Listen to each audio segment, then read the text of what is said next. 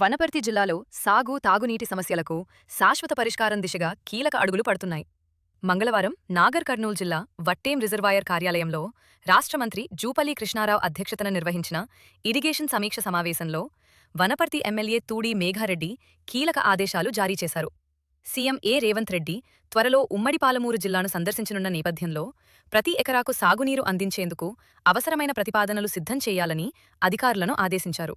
భూసేకరణ, కాలువల విస్తరణ, రిజర్వాయర్ల సామర్థ్య పెంపు, పెండింగ్ ప్రాజెక్టుల పూర్తి పనులను వేగవంతం చేయాలని సూచించారు.